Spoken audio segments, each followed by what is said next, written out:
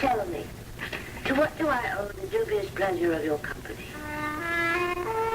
Guess whose car was parked in front of the health club and got a ticket at just about the time Marco Dane bit the dust?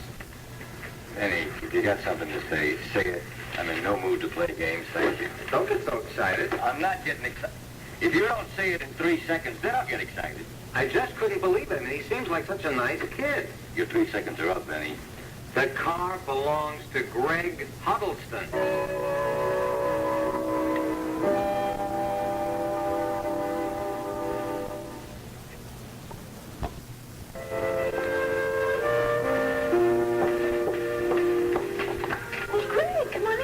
Hi, Mrs. Riley. Hi. I hope I haven't come at a bad time. No, not really. It's just that there's been so much going on recently. You know, I never got a chance to give Tina her Christmas present. Oh, Is she around? yes, she's upstairs in her room resting, and I'm sure she will be very happy to receive your gift. The question is, will you and Mr. Riley be happy? You see, I got Tina these rock albums. Oh. Well, I guess it's about time that I started to learn to appreciate that kind of music. And I'll speak for Mr. Riley. The same goes for him. Mrs. Riley, I just wanted to tell you, I'm really glad that you and Tina are getting along better. Well, Greg, so am I. Unfortunately, I still don't know what caused the problem in the first place. Do you?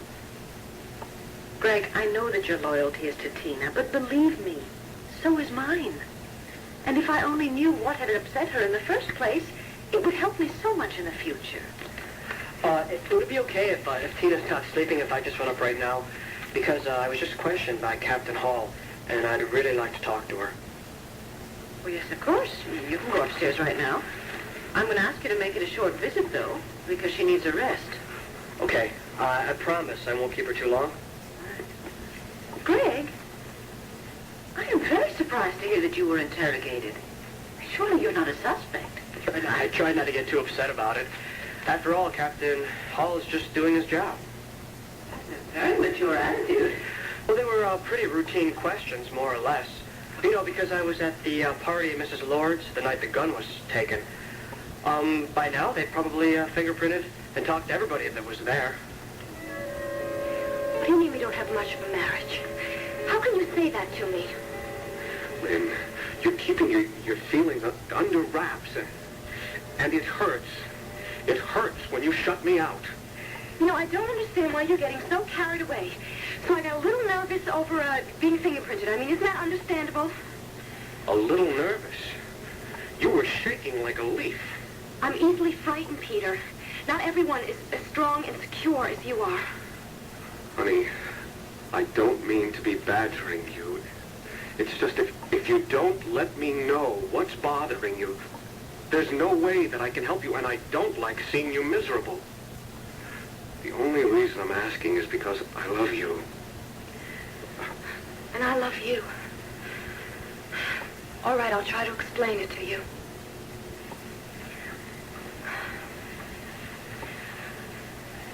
I know that it sounds silly, but whenever I'm dealing with agencies or authority of any kind, it terrifies me. It always has. But you've done nothing wrong. But see, whether I've done something wrong or not isn't the point. I managed to feel guilty anyway. Now, even when I do something like my taxes, I mean, I'm constantly checking it and rechecking it. I hate the idea of people checking up on me, of investigating me. It's an invasion of my privacy.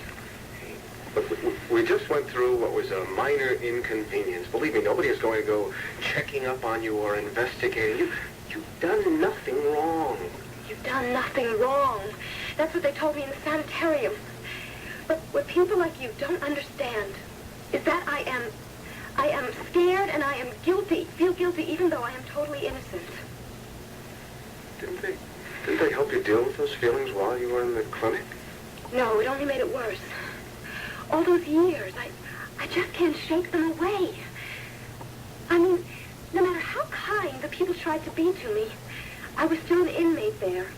Someone who couldn't cope with life. Now, being at that fingerprinting investigation brought all those years back to me. I'm ashamed of them, Peter. I'm afraid that it'll all come back to me. Honey,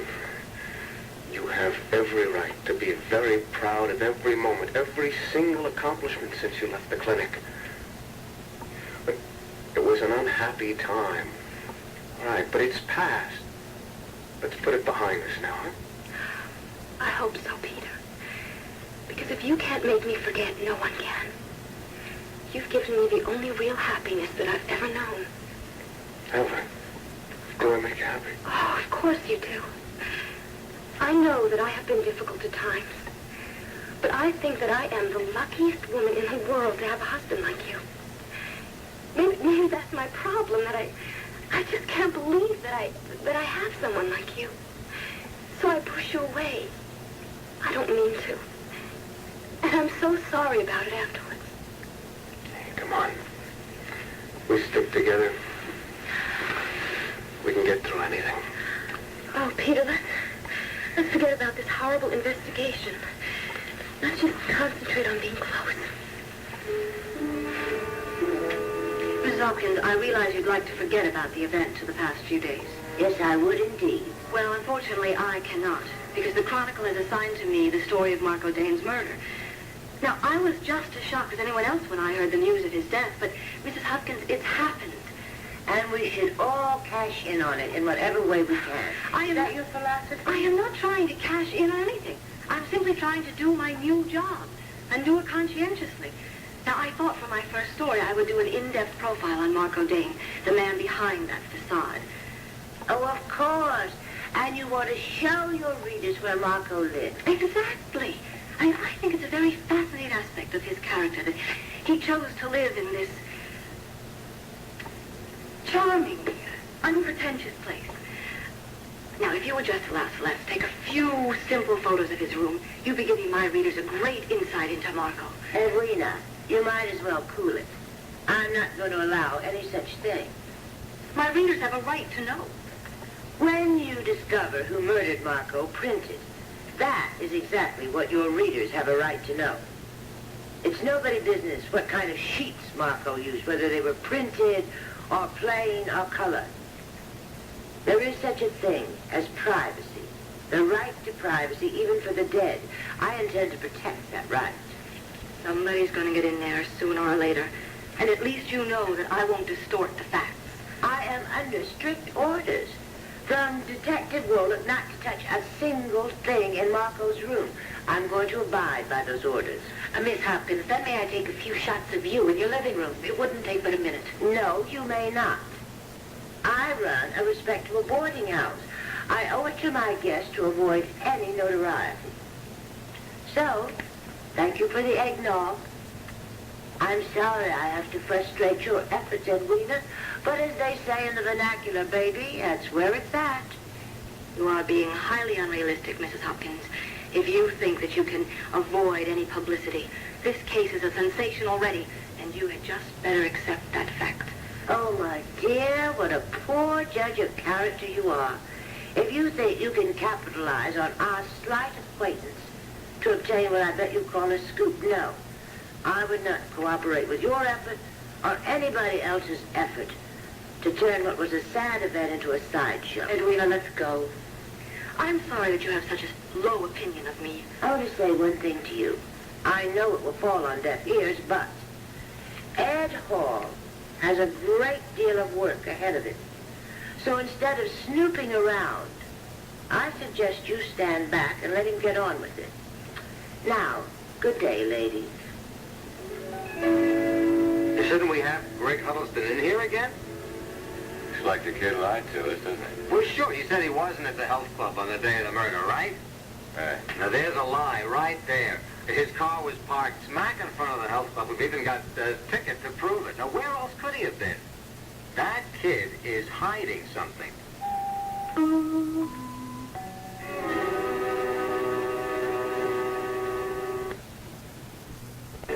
On Ryan's Hope, No appetite the water. Delia discovers the joys of motherhood. I want the light on. Hey, Is this the life that Delia dreamed of? And on All My Children? Ruth, that rapist, Ray Gardner, has escaped. He's on the loose, and heaven only knows where. But Ruth knows where, and she's the target. Ryan's Hope, All My Children, every weekday on ABC.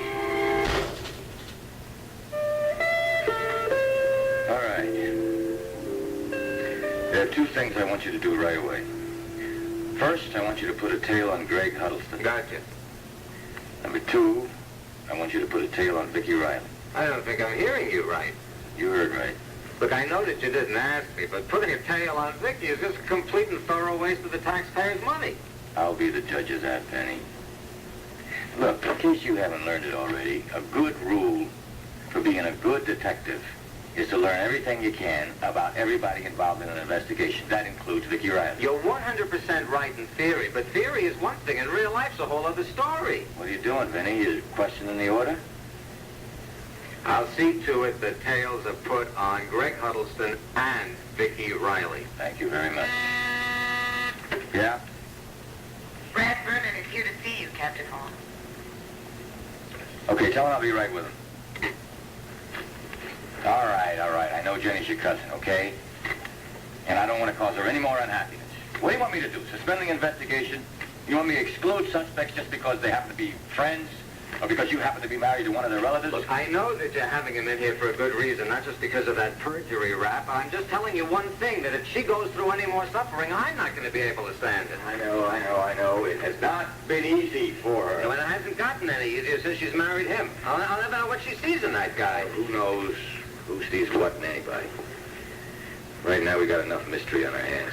Okay, I'll go and bring Brad in. Hey, Vinnie. How's the search for the gun coming? Any progress? No report yet.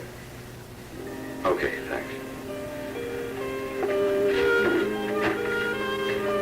Well, of course, I'd like to help you both, but don't you realize how vital it is for the public to have a picture of Peter's antique gun? No, I don't. Why don't you sit down? Thank you. Melinda, if you'll let Celeste take a few pictures, you'll be of the gun, you see. You'll be helping the police apprehend the murderer. I don't follow that. The gun that was taken from Dorian's the night of the party is an exact replica of the one your husband owns, right? Yes, it was a gift from Dorian. Now, that's a very interesting gun. The collector certainly going to catch the eye. Now, the Chronicle has a huge circulation. One photo of Peter's gun will probably lead to the missing gun. And then the police, with all their ballistic work, will be able to determine that it is indeed the murder weapon, and they'll be that one step closer to finding the murderer. Edwina, I understand your point, but that's my husband's gun, not mine, and I think he's the one that you should ask for permission.